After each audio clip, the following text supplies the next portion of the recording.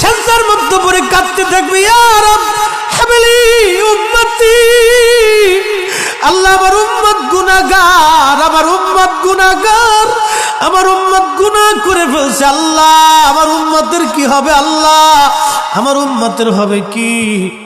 আল্লাহ পাক ডাক দিয়ে বলবেন, হাবিব আপনি আর সেজদায় পড়ে থাকবেন না, মাথা উঠান।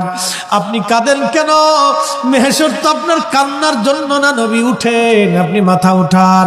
আপনার জন্য আরশে মুআল্লার ডানে একটা কুরসি পেতে রাখছি, একটা চেয়ার পেতে রাখছি, একটা আসন রাখছি, আপনি নবী সেই আসনে বসবেন। আপনি মাথা উঠান, আপনি আমার হাবিব, আপনি আমার বন্ধু, আপনি আর কাঁদবেন না। হুজুর আপনি মাথা উঠান। আল্লাহর নবী তখন বলবে, ইয়া রব হাবলি উম্মতি, আল্লাহ আমার উম্মত গুনাহ করছে। আল্লাহ ডাক দিবে, হাবিব আপনি মাথা উঠান।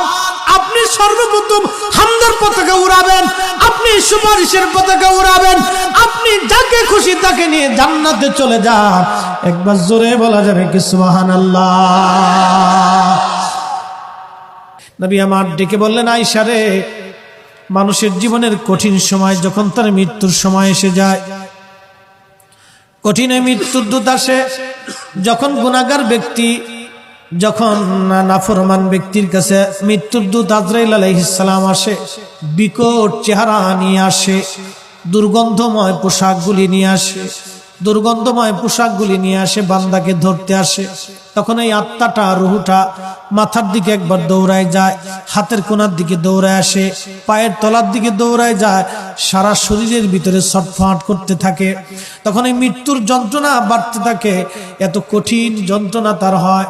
নবী বললেন, আয়েশা রে শোনো, একটা উট জ্যান্ত হালতে জবাই না দিয়ে উটের চামড়া ছিলাইলে যেই রকম কষ্ট হয়, আয়েশা রে এই উটটাকে জিন্দা হালতে 100 বার যদি উটের চামড়া তুমি সেলাও, যে পরিমাণ কষ্ট হবে আয়েশা, একজন বেঈমানের মৃত্যুটা এরকম ভয়াবহ কষ্ট হতে থাকবে। আয়েশা রে তুমি কি জানো ইমানদারের মরণটা কেমন হবে?